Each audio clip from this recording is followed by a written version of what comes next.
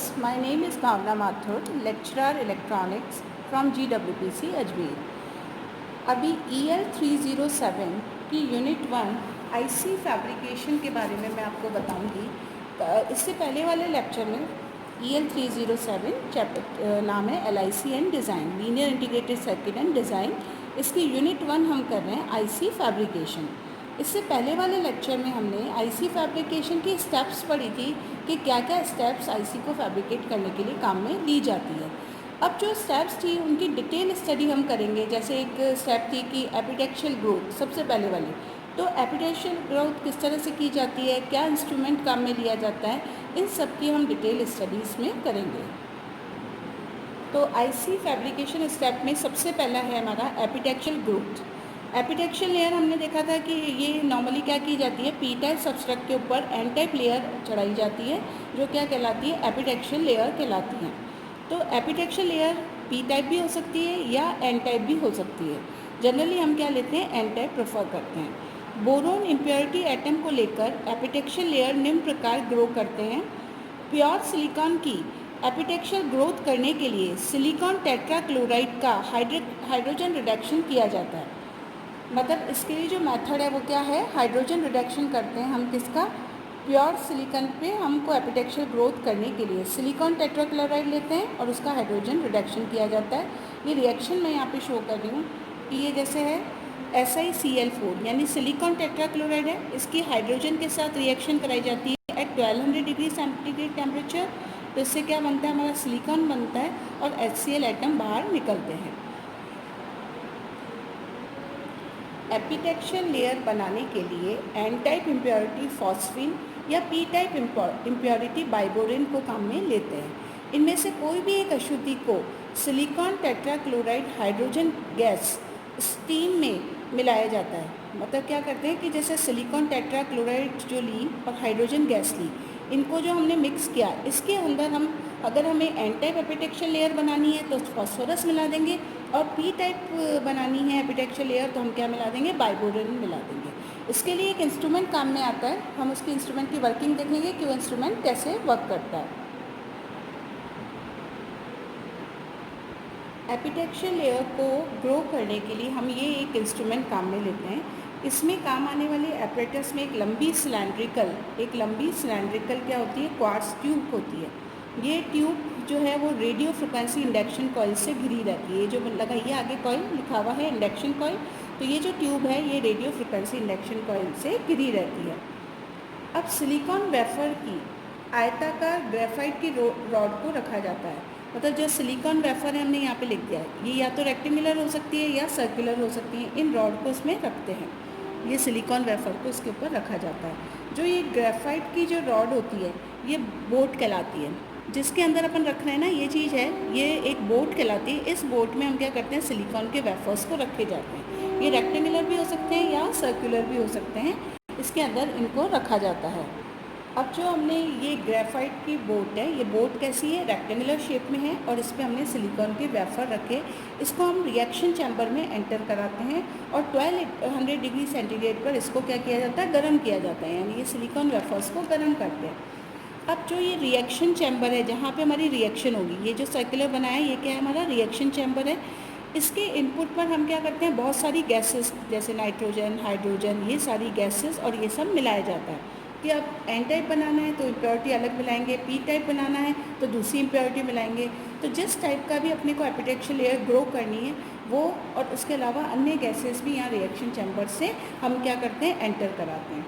और इससे क्या होती है कि इस पे सिलिकॉन वेफर का जो ये सब्सट्रैक्ट है, हमने सबसे पहले कल स्टेप्स में जो पहले वाली क्लास है उसमें स्टेप में देखा था कि पी टाइप सब्सट्रैक्ट लिया जाता है और उस पर जो एन टाइप लेयर ग्रो करते हैं वो कहलाती है एपिटेक्शियल लेयर।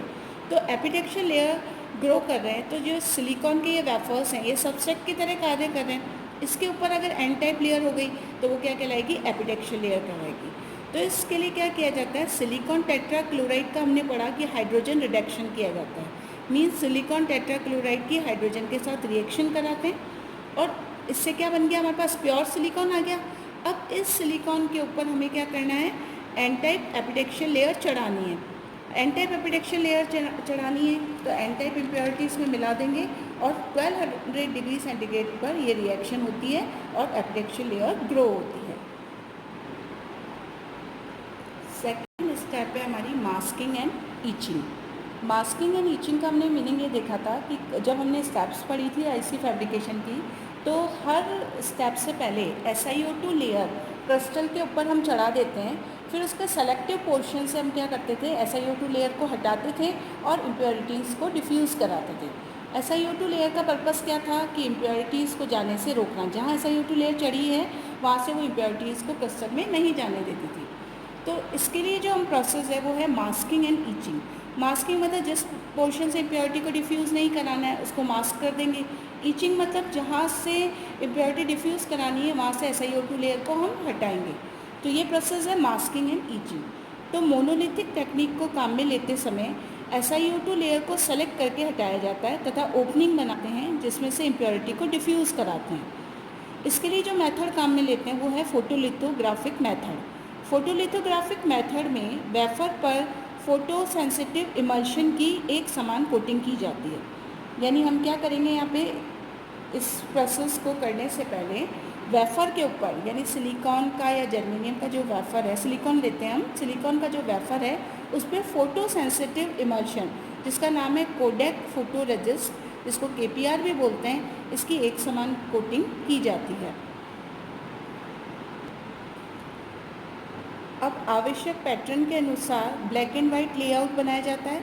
उसके बाद उसे फोटोग्राफिकली रिड्यूस किया जाता है। ये हमारा नेगेटिव या स्टेंसिल बन जाता है। नेगेटिव या स्टेंसिल फोटो रजिस्ट के ऊपर रखा जाता है।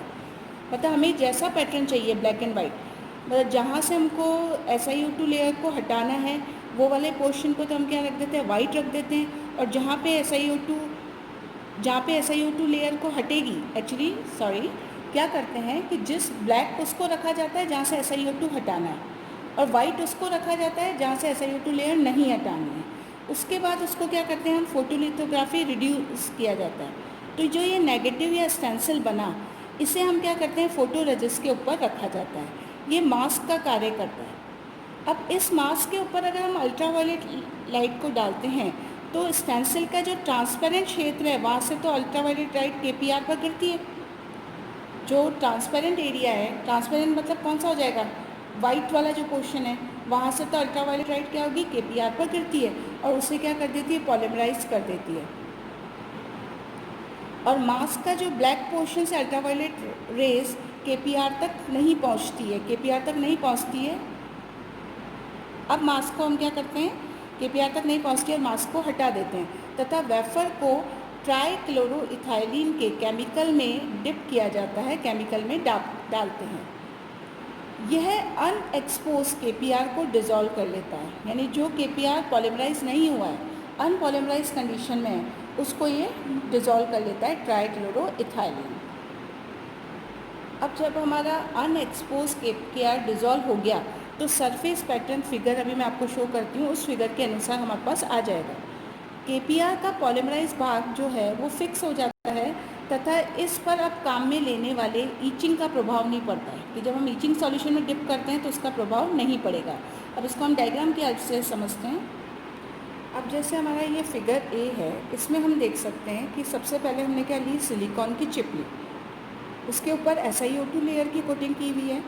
अब SiO2 लेयर के ऊपर हम क्या करते हैं, फोटो रेजिस्ट मटीरियल, जो कि हमने भी पढ़ा KPR, कोडेक फोटो रेजिस्ट की हमने क्या की, कोटिंग करी और इसके ऊपर मास्क रखा। मास्क के स्टेंसिल क्या है, एक ब्लैक एंड वाइट पैटर्न है, जबकि ये पोर्शन इसका वाइट है, ये पोर्शन ब्लैक है।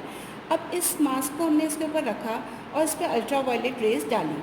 तो अल्ट्रावायलेट रेज डाली तो वाइट पोर्शन के नीचे जो है KPR, वो तो क्या हो गया, पॉलीमराइज हो गया, और ब्लैक के नीचे जो रहा वो क्या रहा, हमारा अनपॉलीमराइज रहा। अब क्या करते हैं, इसमें अल्ट्रावायलेट रेज में एक्सपोज कराने के बाद हम क्या करते हैं, मास्क को, स्टेंसिल को हटा लेते हैं। स्टेंसिल को या मास्क को हटा लिया तो हमारा इस तरह का इसमें फिगर बनता है, इस तरह का ये हो जाता है। तो इसमें से क्या किया हमने, क्या दिख रहा है कि जब अपन ने इसको हटाया तो जो ब्लैक पोर्शन है उसके नीचे वाला जो अपना KPR था वो क्या हो गया, वो पॉलीमराइज नहीं हुआ, तो ये यहाँ से वो KPR हट गया। सिर्फ यहाँ पे इस जगह पे KPR रहा, क्योंकि वाइट पोर्शन से आया, वाइट पोर्शन के नीचे था ये तो जब अल्ट्रावायलेट रेज आई तो ये इतना पोर्शन पॉलीमराइज हो गया। तो ये वाला KPR का क्या है, पॉलीमराइज पार्ट है फोटोरेजिस्ट का। उसके बाद वापस सेकेंड पोर्शन जो है वो पॉलीमराइज नहीं हुआ, अनपॉलीमराइज रहा, तो वो तो यहाँ से निकल गया। उसके बाद नेक्स्ट पोर्शन है वो भी वाइट के नीचे था, यानी ये वाला, तो ये भी पॉलीमराइज हो गया। ये वाला पार्ट जो था इसके नीचे वाला KPR वो अनपॉलीमराइज था, तो वो यहाँ से अपन ने डिज़ोल्व किया इसको सॉल्यूशन में, तो ये यहाँ से निकल गया और ये वाला पार्ट पॉलीमराइज हो गया। यानी जब मास्क हटा लेते हैं अल्ट्रावायलेट में एक्सपोज करने के बाद तो इस तरह का पैटर्न बनता है। ये है अपना पॉलीमराइज फोटोरेजिस्ट, इस पर लिखा हुआ है जो पॉलीमराइज हो गया था फोटोरेजिस्ट वो ये 3 है।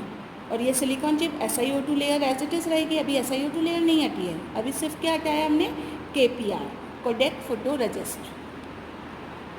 यहाँ हमने अनपॉलीमराइज्ड जो हमारा KPR था, यानी अनपॉलीमराइज्ड कौन सा, जो ब्लैक पोर्शन के नीचे था, यहाँ जो था उस KPR को हटाने के लिए हमने क्या किया, अनपॉलीमराइज को हटाने के लिए ट्राईक्लोरोइथाइलिन का केमिकल सॉल्यूशन लिया, तो यहाँ से हमारा KPR इन 2 जगह से हट गया।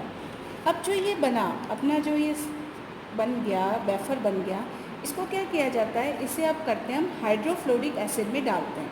हाइड्रोफ्लोरिक एसिड में डालने से क्या होता है, ये एक ईचिंग सॉल्यूशन है, तो यहाँ से SiO2 लेयर को हटा देगा। इसके नीचे वाली SiO2 तो प्रोटेक्ट है, किससे, पॉलीमराइज KPR से, ये भी पॉलीमराइज है ये भी। तो जहाँ जहाँ KPR है पॉलीमराइज फॉर्म में, उसके नीचे वाली SiO2 लेयर तो नहीं हटेगी, लेकिन ये जो खाली है जिसके ऊपर KPR नहीं है, वहाँ से क्या हो जाएगा, अपनी SiO2 लेयर हट जाएगी और हम इम्प्योरिटी को क्या करा पाएंगे, डिफ्यूज़ करा पाएंगे। तो यहाँ पे ये चीज़ है कि हाइड्रोफ्लोरिक एसिड एक ईचिंग सॉल्यूशन है जिसमें डिप करा के SiO2 लेयर को हटाया जाता है। अब जहाँ से SiO2 लेयर हटी है वहाँ से आप इम्प्योरिटी क्या कर देंगे, डिफ्यूज़ करा देंगे। ईचिंग व इम्प्योरिटी के डिफ्यूज़न के बाद रजिस्ट मास्क जो बच गया, अब यहाँ से SiO2 लेयर हट गई, अब हमने क्या कर दिया, इसमें इम्प्योरिटी डिफ्यूज़ करा दी, तो ईचिंग भी हो गया और इम्प्योरिटी डिफ्यूज़न भी हो गया। उसके बाद ये रजिस्ट मास्क को हटाना है, इसके लिए अपन किस में इसको डिज़ोल्व करेंगे, हॉट H2SO4 काम में लेते हैं। हॉट H2SO4 क्या करेगा, ये जो पॉलीमराइज रजिस्ट है इसको रिमूव कर देगा और वापस से फिर क्या कर देंगे, हम क्रिस्टल के ऊपर SiO2 लेयर चढ़ा देंगे। और ये प्रोसेस बार बार लेंगे, जैसे हमने बेस डिफ्यूज़न पढ़ा था, एमिटर डिफ्यूज़न पढ़ा था, हर प्रोसेस से पहले SiO2 लेयर चढ़ाते हैं और मास्किंग एंड ईचिंग के द्वारा उसको रिमूव किया जाता है। अभी हमने मास्किंग एंड ईचिंग प्रोसेस देखा, मैं एक बार इसकी स्टेप्स आपको वापस रिपीट करती हूँ कि मास्किंग एंड ईचिंग प्रोसेस में क्या किया जाता है। सबसे पहले तो हम क्या करते हैं, एक सिलिकॉन वेफर लेते हैं। इस सिलिकॉन वेफर के ऊपर हम जानते हैं कि SiO2 लेयर हम हर स्टेप के बाद कर चढ़ा देते हैं, तो जो सिलिकॉन वेफर है उसके ऊपर SiO2 लेयर चढ़ी हुई है। इस SiO2 लेयर के ऊपर हम क्या करते हैं, KPR की कोटिंग करते हैं। जो ये कोटिंग है ना ब्लैक कलर की, that is KPR, Kodak photoresist material की कोटिंग की जाती है। अब हमने कोडेक फोटोरेजिस्ट मटेरियल की कोटिंग कर ली इस पर। अब एक अलग से ब्लैक एंड वाइट पैटर्न हम डेवलप करते हैं जिसे हम स्टेंसिल बोलते हैं, जो कि क्या करता है, उसका ब्लैक एंड वाइट लेआउट बनाते हैं और उसे पॉलीमराइज करा जाता है। मतलब जहाँ से हमें ओपनिंग करनी है, जहाँ से इम्प्योरिटी डिफ्यूज़ करानी है, वो वाला तो पार्ट इस मास्क का क्या कर दिया जाता है, ब्लैक कर दिया जाता है, और जहाँ से ओपनिंग नहीं करनी है उसको वाइट कर देते हैं। तो इस तरह का जो black and white mask prepare हुआ, इसको हमने क्या कर दिया, वेफर के ऊपर रख दिया। ये हमारा वेफर है, इसके ऊपर ये मास्क रख दिया, ब्लैक एंड वाइट है, ये पोर्शन ब्लैक और ये वाइट है। इस मास्क को हमने इसके ऊपर पुट कर दिया। अब क्या करते हैं, हम अल्ट्रावायलेट रेज में इस पूरे को एक्सपोज कराते हैं। तो जब अल्ट्रावायलेट रेज इस पर गिरती हैं तो जो पोर्शन वाइट के नीचे है वो तो KPR का पॉलीमराइज हो जाता है, और जो ब्लैक के नीचे है वो किस फॉर्म में रहता है, अनपॉलीमराइज फॉर्म में रहता है। यानी KPR का कुछ पार्ट तो अनपॉलीमराइज हो जाता है और कुछ पार्ट पॉलीमराइज हो जाता है। अब हम क्या करेंगे कि मास्क को रिमूव कर लेंगे, फिर इस वाले को इसको किस में डिज़ोल्व करेंगे, ट्राईक्लोरोइथाइलिन में डिज़ोल्व करेंगे। ट्राईक्लोरोइथाइलिन का क्या पर्पज़ है, जो KPR का अनएक्सपोज पोर्शन है, यानी जो ब्लैक के नीचे था अनएक्सपोज, उसको रिमूव करना। तो इस तरह का पैटर्न आ गया था, अनएक्सपोज पोर्शन KPR का क्या हो गया था, रिमूव हो गया था। ये किसकी मदद से हुआ, ट्राईक्लोरोइथाइलिन की मदद से हुआ। अब इस चिप को हम इमर्स करते हैं हाइड्रोफ्लोरिक एसिड में। हाइड्रोफ्लोरिक एसिड क्या करेगा, इसको SiO2 लेयर को रिमूव करेगा। हाइड्रोफ्लोरिक एसिड एक ईचिंग सॉल्यूशन है, इस जगह से और इस जगह से SiO2 को रिमूव करेगा। इनके नीचे नहीं कर पाएगा क्योंकि ये पॉलीमराइज हैं और इनके नीचे SiO2 है, तो इनके नीचे से नहीं होगी, लेकिन जहाँ KPR नहीं है उस एरिया से SiO2 को ये रिमूव करेगा। ये प्रोसेस कहलाता है ईचिंग। अब SiO2 रिमूव हो गई with the help of itching solution जो कि है हाइड्रोफ्लोरिक एसिड। अब हम इसमें क्या करते हैं, यहाँ से SiO2 हटने के बाद यहाँ इसमें इम्प्योरिटीज़ को क्या करा देते हैं, डिफ्यूज़ करा देते हैं। इम्प्योरिटी डिफ्यूज़ हो गई। अब हमें क्या करना है, इम्प्योरिटी डिफ्यूज़न के बाद जो ये है फोटोरेजिस्ट जो पॉलीमराइज हो गया था इसको रिमूव करना है। इसको रिमूव करने के लिए H2SO4 के सॉल्यूशन में इसको डिप किया जाता है जो कि इनको रिमूव कर देता है। और उसके बाद क्या होता है, इनके रिमूव होते ही वापस SiO2 लेयर चढ़ा देते हैं। फिर जब नेक्स्ट स्टेप आती है तो वापस से मास्किंग एंड ईचिंग प्रोसेस को काम में लिया जाता है। नेक्स्ट हम देखते हैं डिफ्यूज़न ऑफ इम्प्योरिटीज़, मतलब इम्प्योरिटी का डिफ्यूज़न किस प्रकार से कराया जाता है IC में, इंटीग्रेटेड सर्किट में। अब न्यूट्रल एटम के डिफ्यूज़न के लिए ये इक्वेशन होती है del(n)/del(T) is equals to D del2n/del(x)²। यहाँ जो n है वो पार्टिकल का कंसंट्रेशन इन एटम्स, कि किसी भी एटम में उस पार्टिकल का कंसंट्रेशन क्या है, एटम पर यूनिट वॉल्यूम, इकाई आयतन में उसके यूनिट वॉल्यूम में पार्टिकल का कंसंट्रेशन क्या है वो रिप्रेजेंट किया है यहाँ पे हमने n से। इसका मान सरफेस से डिस्टेंस x व टाइम t पर निर्भर करता है। इसका जो मान है वो सरफेस से कितनी दूरी पर और टाइम कितनी देर एक्सपोज करेंगे उस पर इसका मान निर्भर करेगा। अब IC बनाने के लिए हाई टेम्परेचर डिफ्यूज़न फर्नेस हमने काम में ली, जिसका टेम्परेचर हमने कंट्रोल किया। अब इम्प्योरिटी सोर्स इसमें गैस हो सकती है, लिक्विड फॉर्म में हो सकती है या सॉलिड हो सकता है। जैसे एग्जांपल लिया हमने POCl3 लिक्विड होता है जो कि फॉस्फोरस का सोर्स होता है। अगर फॉस्फोरस इम्प्योरिटी डिफ्यूज़ करानी है तो POCl3 हमने काम में लिया है। अब इसको फर्नेस के अंदर मूव कराने के लिए जो कैरियर गैस काम में आई है वो नाइट्रोजन व ऑक्सीजन का मिक्सचर हम इसमें काम में लेते हैं, जो कि कैरियर की तरह काम करती है। POCl3 का जो लिक्विड फॉर्म है इसको फर्नेस तक ले जाती है। डिफ्यूज़न के लिए जो ये फर्नेस काम में ली गई है, ये इसका डायग्राम शो किया गया है। ये फर्नेस है, इस फर्नेस के अंदर हम ये सिलिकॉन वेफर को इसके अंदर इस ट्यूब के अंदर प्लेस किया जाता है। अब सिलिकॉन वेफर यहाँ से एंटर कराते हैं। यहाँ से हमने देखा कि जो POCl3 है यानी फॉस्फोरस की, अगर अपने को फॉस्फोरस को डिफ्यूज़ कराना है तो फॉस्फोरस हमने इसमें किस में ले लिया, लिक्विड फॉर्म में ले लिया। और ये है थर्मोस्टेट बाथ, मतलब ये एक निश्चित टेम्परेचर का मेंटेन करता है। यहाँ से कैरियर गैसेस एंटर कराई जाती हैं जो कि नाइट्रोजन और ऑक्सीजन का मिक्सचर होती हैं, जो कि POCl3 को यहाँ से POCl3 को ले जाता है। यहाँ से ये गैसेस आ रही है, ये इसको कहाँ ले जाता है, इस फर्नेस के अंदर ले जाता है ताकि वेपर फॉर्म में आ जाए। ये हाई टेम्परेचर मेंटेन करने से 1000 डिग्री सेंटीग्रेड से अबव टेम्परेचर हम इसका मेंटेन करते हैं। जब ये वेपर फॉर्म में आ जाता है तो इसकी इस पर कोटिंग होती है इन सिलिकॉन वेफर के ऊपर। तो इस तरीके से हम N टाइप इम्प्योरिटी या कोई भी P टाइप इम्प्योरिटी भी डिफ्यूज़ कराते हैं। अब यहाँ पे इस प्रोसेस में टेम्परेचर का बहुत ज़्यादा फ़र्क पड़ता है डिफ्यूज़न प्रोसेस पे, क्योंकि हाई टेम्परेचर के कारण क्या होता है, डिफ्यूज़न एटम्स की एनर्जी व वेलोसिटी दोनों ज़्यादा होती है। यानी जो POCl3 के जो एटम्स हैं इनकी एनर्जी और वेलोसिटी ज़्यादा होगी अगर टेम्परेचर ज़्यादा रखा जाएगा तो। और क्योंकि इसमें क्या होता है कि टेम्परेचर को अगर हम कुछ डिग्री भी बढ़ाएंगे तो डिफ्यूज़न कोफिशिएंट का मान डबल हो जाएगा। T की जो वैल्यू है डिफ्यूज़न कोफिशिएंट की वो डबल हो जाएगी। तो आपको इसलिए एक निश्चित टेम्परेचर मेंटेन करना होता है ताकि यहाँ से जो चल रहे हैं ये मॉलिक्यूल्स चल रहे हैं फॉस्फोरस के, उनकी एनर्जी और वेलोसिटी दोनों ज़्यादा हो जाए। अब डिफ्यूज़न फर्नेस का टेम्परेचर एक्यूरेटली, इस फर्नेस जिसमें ये रिएक्शन होती है इसका टेम्परेचर भी एक्यूरेटली कंट्रोल किया जाता है। इसकी जो टेम्परेचर है उसकी वैल्यू 1000 से 1300 डिग्री सेंटीग्रेड के बीच रखा जाता है। अब डिफ्यूज़न कोफिशिएंट का मान सेम, इस इंस्ट्रूमेंट के अंदर अभी डिफ्यूज़न कोफिशिएंट का मान सेम टेम्परेचर के लिए N टाइप इम्प्योरिटी के लिए P टाइप से कम होता है। मतलब अगर हम इस फर्नेस का टेम्परेचर सेम रखें और N टाइप इम्प्योरिटी डिफ्यूज़ कराएं एक बार, फिर P टाइप इम्प्योरिटी डिफ्यूज़ कराएं, तो N टाइप इम्प्योरिटी के लिए जो D का मान है वो P टाइप इम्प्योरिटी से कम होता है। यानी डिफ्यूज़न कोफिशिएंट का मान N टाइप इम्प्योरिटी के लिए कम होता है। लेकिन फॉस्फोरस और बोरोन ऐसे हैं जिनका डिफ्यूज़न कोफिशिएंट सेम रहता है। फॉस्फोरस जैसा कि हम जानते हैं N टाइप इम्प्योरिटी है और बोरोन कैसी इम्प्योरिटी है, P टाइप।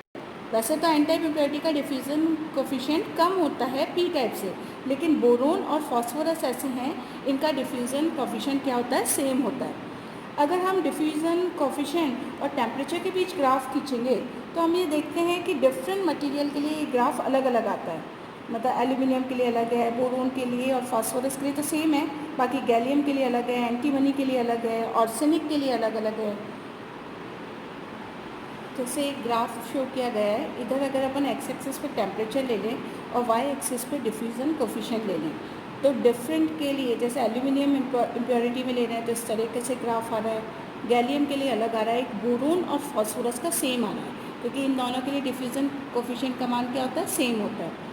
एंटीमनी और आर्सेनिक का ये दिखा रखा है। एंटीमनी और आर्सेनिक का अपन को देख रहे हैं कि जो डी का मान है वो कम है, क्योंकि ये एन टाइप इम्प्योरिटी है, जबकि गैलियम एल्यूमिनियम ये पी टाइप इम्प्योरिटी है, इनके लिए डिफ्यूज़न कोफिशिएंट का मान क्या है, ज़्यादा है। तो इनके बीच में ग्राफ इस प्रकार से आएगा। तो आज के लेक्चर में हमने ये देखा कि जो स्टेप्स हमने काम में ली आईसी बनाने के लिए, आईसी फैब्रिकेशन में, उनमें जो इम्पॉर्टेंट पार्ट है जैसे epitaxial growth, diffusion of impurities, masking and etching, उनकी आज हमने डिटेल स्टडी करी। Thank you.